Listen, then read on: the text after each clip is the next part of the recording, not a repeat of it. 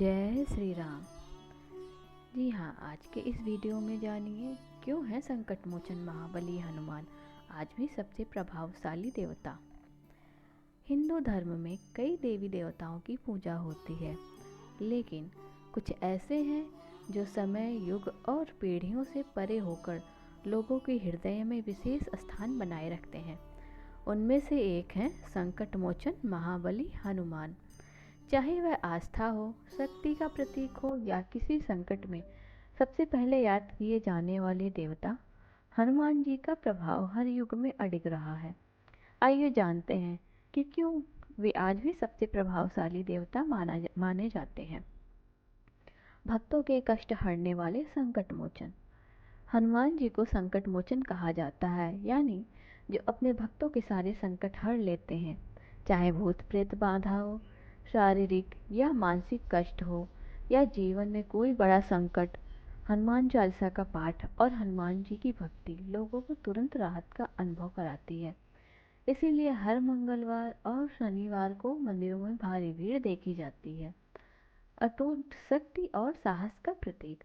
हनुमान जी को बल, बुद्धि और विद्या का देवता माना जाता है। वे अष्ट सिद्धि और नौ निधियों के स्वामी हैं। युवाओं से लेकर बुजुर्गों तक सभी उनकी शक्ति से प्रेरणा लेते हैं। उनका जीवन हमें यह सिखाता है कि निस्वार्थ सेवा, साहस और भक्ति के बल पर असंभव को भी संभव बनाया जा सकता है। राम भक्ति की मिसाल।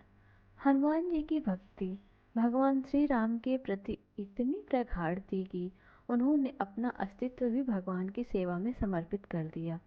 वे स्वयं कभी ईश्वर नहीं बने, बल्कि रामदूत बनकर अपने प्रभु के नाम को ही सबसे ऊपर रखा। यही विनम्रता और सेवा भाव उन्हें औरों से अलग बनाती है। कालजयी उपस्थिति हर युग में प्रासंगिक। चाहे वह त्रेता युग का रामायण काल हो, द्वापर में कृष्ण का उल्लेख या फिर कलयुग में आज का समय, हनुमान जी हर युग में उपस्थित हैं। यह माना जाता है कि वे अमर हैं और आज भी अपने सच्चे भक्तों की सहायता करते हैं। यही कारण है कि उनकी लोकप्रियता कभी भी कम नहीं होती। सांस्कृतिक प्रभाव और लोक के मान्यता। भारत ही नहीं बल्कि इंडोनेशिया, थाईलैंड, नेपाल और अन्य कई देशों में भी हनुमान जी की गाथाएं और मंदिर मिलते हैं। लोकगीतों, नाटकों जैसे रामलीला, टीवी सीरियल्स और फिल्मों में भी वे बार बार प्रमुखता से नजर आते हैं। इससे पता चलता है कि हनुमान जी केवल धार्मिक देवता ही नहीं बल्कि सांस्कृतिक प्रतीक भी हैं। सादगी और विनम्रता की मूर्ति। जहाँ अन्य देवताओं को सोने चांदी के आभूषणों से सजाया जाता है, वहीं हनुमान जी को सिंदूर, तेल से अभिषेक कराया जाता है। उनकी पूजा में आडंबर नहीं होता, केवल श्रद्धा और समर्पण ही पर्याप्त है। यह उन्हें आम आदमी के और भी करीब लाती है।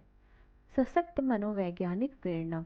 आज के तनावपूर्ण और तेज भागते जीवन में हनुमान जी की उपासना मानसिक शांति और आत्मबल प्रदान करती है। हनुमान चालीसा, सुंदरकांड और बजरंग बाण जैसे पाठ न केवल आध्यात्मिक शक्ति देते हैं, बल्कि मनोवैज्ञानिक रूप से ऊर्जा और आत्मविश्वास का संचार करते हैं। संकट मोचन हनुमान केवल पूजनीय देवता ही नहीं, बल्कि प्रेरणा, शक्ति, सेवा, विनम्रता और भक्ति के भी प्रतीक हैं। वे हमें सिखाते हैं कि अगर नियत साफ हो, संकल्प दृढ़ हो और भक्ति सच्ची हो, तो कोई भी संकट बड़ा नहीं होता। इसीलिए आज भी महाबली हनुमान सबसे प्रभावशाली, सबसे प्रिय और सबसे भरोसेमंद देवता के रूप में पूजे जाते हैं। हनुमान जयंती 2025 में 12 अप्रैल को मनाई जाएगी। यह हर वर्ष चैत्र मास की पूर्णिमा तिथि को ही मनाई जाती है और रामनवमी के ठीक 5 दिन बाद ही हनुमान जयंती आती है।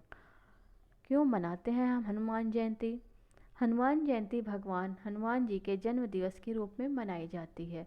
वे भगवान शिव के 11वें रुद्र अवतार माने जाते हैं। वे असीम बल, भक्ति, बुद्धि और विनम्रता के प्रतीक हैं।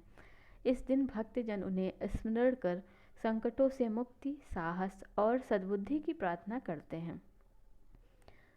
हनुमान जी का जन्म केसरी और अंजना माता के घर हुआ था। अंजना माँ एक अप्सरा थी जिन्होंने वानरी रूप में तप किया। उन्हें पुत्र के रूप में शिव का अंश प्राप्त हुआ। वायुदेव ने उन्हें अपनी शक्ति से पुष्ट किया, इसीलिए उन्हें पवन पुत्र भी कहा जाता है। बचपन में उन्होंने कई सारी शक्तियों का प्रदर्शन भी किया, जैसे कि हनुमान जी ने बचपन में सूर्य को फल समझकर निगल लिया था। इस पर कई देवताओं ने उन्हें वरदान भी दिए, लेकिन उनकी शरारतों से परेशान होकर ऋषियों ने उन्हें श्राप भी दे दिया। वे अपनी शक्तियों को भूल जाएं और उन्हें कोई याद दिलाए, तभी वे शक्तियाँ सक्रिय होंगी। राम जी से उनका मिलन। हनुमान जी की मुलाकात श्री राम जी से तब हुई जब वह किष्किंधा में सुग्रीव के दूत बने थे। श्री राम को देखकर उन्हें अपने अस्तित्व का स्मरण हुआ और तभी से वे राम भक्ति में लीन हो गए। हनुमान जी को अष्ट सिद्धियाँ और 9 निधियाँ प्राप्त थीं, जो उन्हें विभिन्न देवताओं और ऋषियों के आशीर्वाद से मिली। अष्ट सिद्धियों में उन्हें अणिमा, महिमा, गरिमा, लघिमा, प्राप्ति, प्राकम्य, ईशित्व, वशित्व प्राप्त था। अणिमा का अर्थ है सूक्ष्म रूप धारण करना, महिमा विशाल रूप लेना, गरिमा भारी रूप धारण करना, लघिमा हल्का बन जाना, प्राप्ति इच्छित वस्तु प्राप्त करना, प्राक्रम्य इच्छित स्थान पर जाना, ईशित्व दूसरों पर नियंत्रण, वशित्व सब पर विजय प्राप्त करना। हनुमान जयंती कैसे मनाई जाती है? इस दिन आप सुबह स्नान करें, सुंदर सिंदूर और चमेली का तेल चढ़ाएं, राम नाम की चौपाई और सुंदर कांड का पाठ करें, हनुमान चालीसा का पाठ करें, प्रसाद में गुड़, चना, लड्डू या पान अर्पित करें, हनुमान जी को पुष्पमाला व तुलसी अर्पित करें। हनुमान जी को अलग अलग रूपों में भी पूजा जाता है, जैसे कि बाल हनुमान बच्चों की सुरक्षा और पढ़ाई में उनका मन लगना, पंचमुखी हनुमान तंत्र मंत्र बाधा से मुक्ति दिलाता है, वीर हनुमान की पूजा शत्रु पर विजय साहस में वृद्धि के लिए की जाती है, संकट मोचन हनुमान जीवन की हर समस्या से राहत के लिए पूजा की जाती है। हनुमान जी के प्रमुख मंत्र हैं ओम हनुमते नमः। इससे बल, बुद्धि, विद्या और साहस की प्राप्ति होती है। संकट ते हनुमान छुड़ावे, मन क्रम वचन ध्यान जो लावे, अर्थात संकट और कष्टों से मुक्ति मिलती है। हनुमान जी की पूजा करने से भय और भूत प्रेत बाधा से मुक्ति मिलती है, मनोकामना पूर्ति होती है, मानसिक शांति और शक्ति मिलती है, शत्रुओं पर विजय, ग्रह दोष और नकारात्मक ऊर्जा से सुरक्षा प्राप्त होती है। हनुमान जयंती सिर्फ एक पर्व नहीं, बल्कि आस्था, विश्वास और शक्ति का प्रतीक है। इस दिन बजरंग बली की उपासना से जीवन के सभी संकट दूर होते हैं और भक्ति मार्ग प्रशस्त होता है।